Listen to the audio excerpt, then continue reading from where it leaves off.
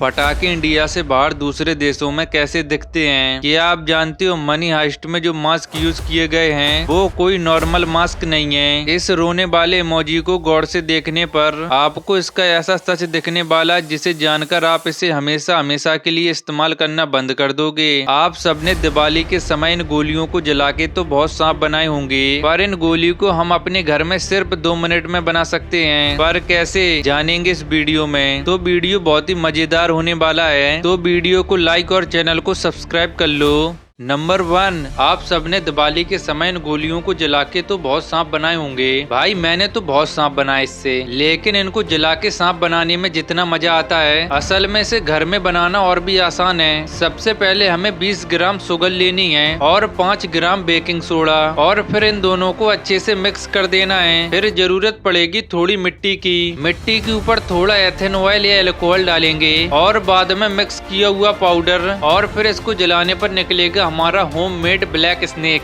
Number 2, एक study में ये पाया गया था कि जिम इक्विपमेंट में आपके फोन से ज्यादा, यहाँ तक कि आपके टॉयलेट से भी ज्यादा बैक्टीरिया हो सकते हैं। सबसे डेंजरस हैं फ्री बेड्स, जिन पर सबसे ज्यादा ऑलमोस्ट 362 टाइम से ज्यादा बैक्टीरिया पाए गए थे टॉयलेट सीट के कंपैरिजन में। साथ ही ट्रेडमिल और एक्सरसाइज बाइक्स पर 74 टाइम से ज्यादा बैक्टीरिया थे कैफेटेरिया ट्रीज और पब्लिक सिंक्स से। इसीलिए जब भी आप जिम जाओ तो अच्छे से हाथ धोकर और लौटते टाइम भी अच्छे से हाथ धोकर आना चाहिए। नंबर 3, आपने इंडिया में बाइंडर्स यानी ये चीज ज्यादातर सिर्फ फाइल्स पर ही देखी होगी, जिन्हें लगाकर हम फाइल्स को अच्छे से मैनेज कर पाते हैं। लेकिन यूएसए में तो इसे स्कूल के बुक्स में भी यूज किया करते हैं। वहीं पर इंडिया में बाइंडिंग पिन्स काफी ज्यादा होती हैं, लेकिन कनाडा में मोस्टली ये 3 पिन वाली स्टाइल यूज किए जाते हैं। नंबर 4, इमोजीज हम सभी यूज करते हैं, लेकिन इस क्राइंग इमोजी की ये हिडन डिटेल आपको किसी ने नहीं बताई होगी। इसे नॉर्मली देखने पर तो बहुत ही सिंपल रोने वाला इमोजी लगता है, लेकिन जैसे ही आप इसे उल्टा करते हो तो इसमें आपको कुछ और ही चीज दिखेगी। इसमें आपको एक बड़ा आदमी व्हाइट मास्क लगाए लगता है, जिसके साइड में 2 ब्लू स्कार्फ टंगे हुए हैं, जिसने हाथ में 2 बाउल पकड़े हुए हैं। एक बार आपको ये दिखने लगा तो आप इसे भूल ही नहीं पाओगे।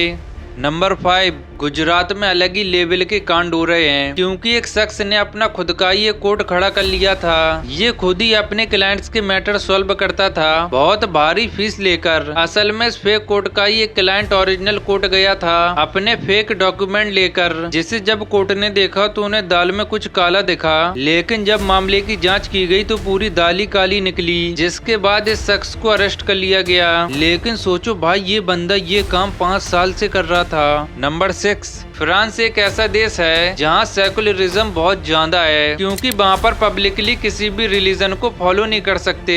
इसीलिए आप वहाँ स्कूल्स में भी स्कार्फ, पगड़ी और क्रॉस जैसी चीज नहीं पहन सकते, जो इस देश के सेकुलरिज्म को दिखाता है। नंबर 7, जब भी चिप्स या कुरकुरे 2 लोग खा रहे होते हैं तो काफी दिक्कत होती है। कभी एक बंदा हाथ डालता है या कभी दूसरा। तो इसका एक बहुत ही सिंपल ट्रिक है, जिससे इस प्रॉब्लम का बहुत ही इजी सोल्यूशन हो जाएगा। आपको बस पैकेट 2 में बेंड करके बीच से सिर्फ ऊपर की लेयर कट कर देना है, जिसके बाद दोनों लोग इसे आराम से खा सकते हैं। बस ये याद रखना कि चिप्स दोनों में बराबर डिवाइड हो, वरना भाई आपको कम मिल गए तो, जबकि आपने ही कट किया है। नंबर 8, इंडिया में मोस्टली जो आपने शार्पनर देखे होंगे वो काफी वाइब्रेट और कलरफुल होते हैं। लेकिन क्या आप जानते हो जर्मनी की कंपनी अपने शार्पनर बनाने के लिए ही जानी जाती है, जिसका नाम है मोवियन प्लेस टपोट, जिनके शार्पनर सॉलिड ब्रश के बने होते हैं, जिनके टूटने के चांस तो आप भूल ही जाओ। इतना ही नहीं, इन्हें दुनिया के सबसे फाइनेस्ट शार्पनर में से एक माना जाता है।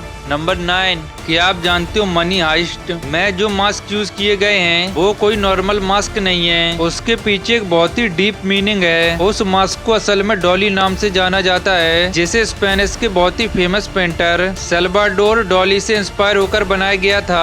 असल में सल्वाडोर डॉली एक नेशनल हीरो की तरह थे, जिन्होंने अपनी जिंदगी अपने ही रूल्स पर गुजारी थी। वो हमेशा से ही रिच के खिलाफ आवाज उठाते थे, जिसके लिए वो हमेशा अपने काम से ज्यादा इन्हीं वजह से चर्चा में बने रहते थे।